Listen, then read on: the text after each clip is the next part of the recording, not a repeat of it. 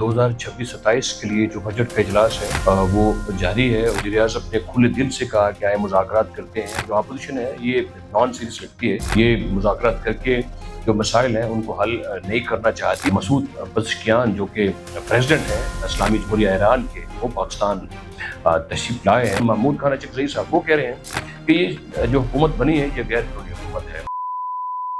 जी बिस्मिल्लाहिर्रहमानिर्रहीम। आप देख रहे हैं आज़ाद डिजिटल और मैं हूं अहमद वराइच।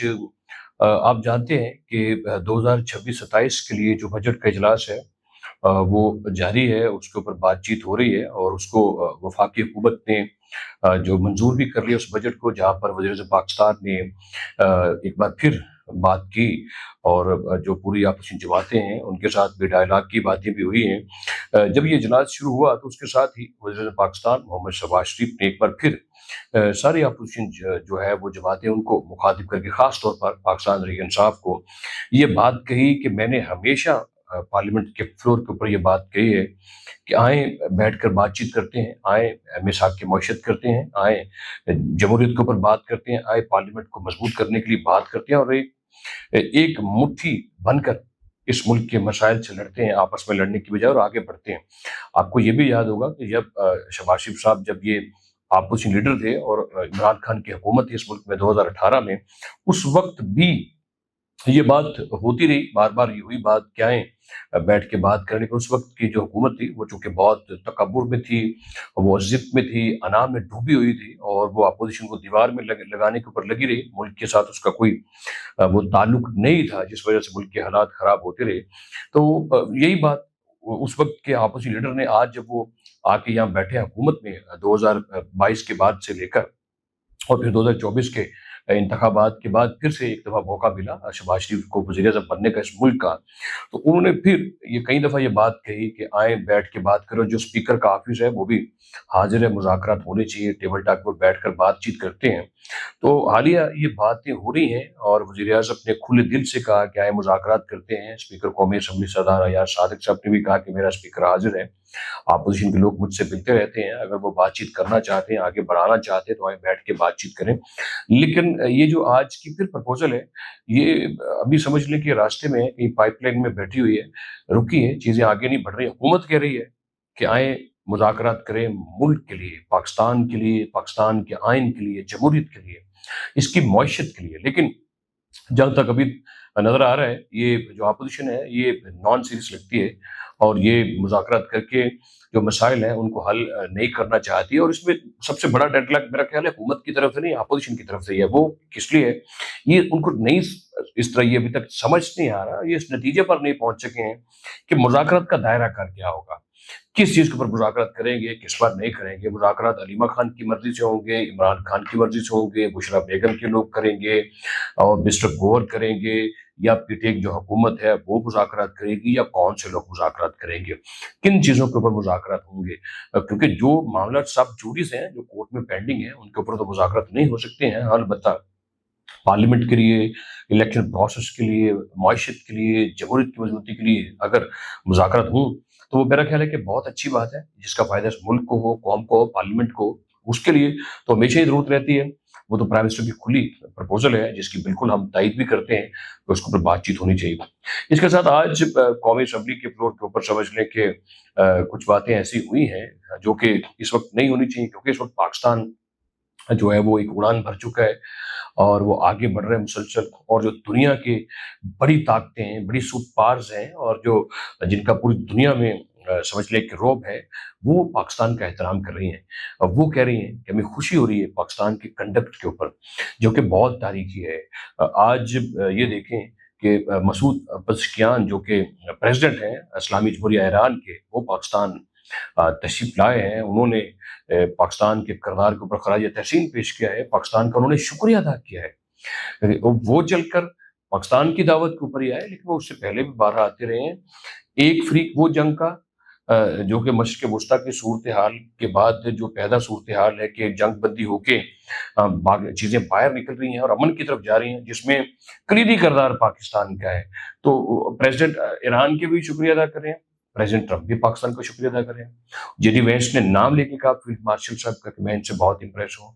वज़ीर-ए-आज़म पाकिस्तान का नाम लेकर कहा اور जो दुनिया के बड़े अखबारात हैं, बड़े टीवी चैनल्स हैं, बड़े मैगज़ीन हैं, चाहे वो न्यूयॉर्क है, चाहे वो वाशिंगटन है, टाइम्स ऑफ अमेरिका है, या यूरोपीय यूनियन है, या फिर वो खलीजी रियासतों के चैनल्स हैं, या फिर जनूबी एशिया में जो चल रहे हैं, यहाँ पर चाइनीज़ अखबार हैं, जो गार्डियन ऑफ पीस लिखते रहे हैं, प्राइम मिनिस्टर पाकिस्तान को, पाकिस्तान के किरदार को जो उजागर करते रहे हैं, जो रशिया कह रहा है कि पाकिस्तान जो है उसने अमन के लिए बहुत बड़ा काम किया है।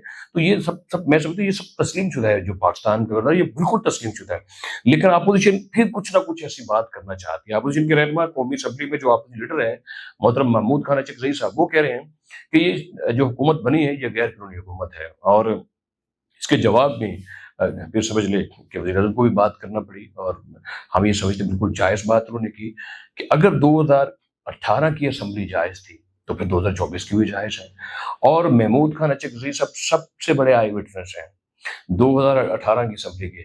और 2018 के बाद और 18 से पहले जो सबसे ज़्यादा निशाना बना वो हज़रत मौलाना फज़लुर रहमान साहब बनते रहे और महमूद खान अचकज़ई साहब बनते रहे। जब बानी पीटी बज़ाते खुद महमूद खान साहब की जो एक बहुत ही कल्चरल आदमी है, बहुत तहज़ीब रखते हैं, बलूचिस्तान से ताल्लुक़ है उनका, और अपनी जमात को लीड करते हैं, हमेशा वहाँ से सीट लेकर आते हैं।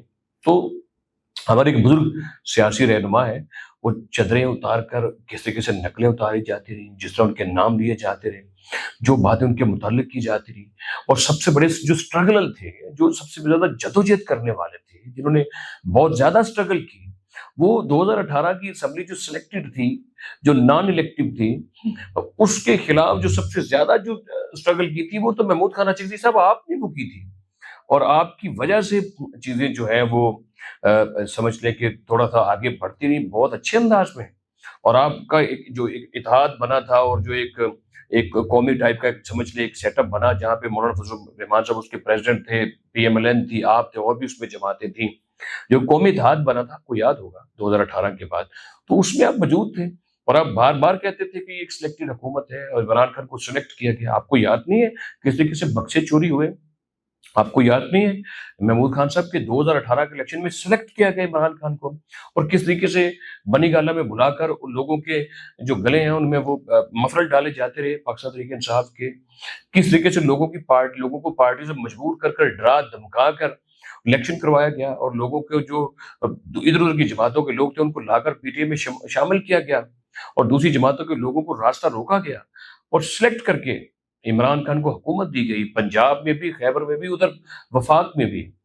और फिर लोगों का सियासी जो ताल्लुक था वो उनके धड़ेबंदी बदलाए गए, जबरदस्ती बदलाए जाते हैं, और फिर सिलेक्ट किया गया इमरान खान को, बक्से चोरी किए गया। और आरटीएस आप जानते हैं इस निज़ाम को बिठाकर जिसके तहत इलेक्शन होता है उसको, उस निज़ाम उसको खत्म कर दिया, आरटीएस सिस्टम को खत्म करके वोट की पर्चियां डाली गई, और इमरान खान को इस मुल्क का वज़ीर-ए-आज़म बना। फिर उस शख्स ने जैसे उसका पट्टा बढ़ा दिया इस मुल्क का, उस शख्स ने मुल्क की तहजीब को खत्म कर दिया।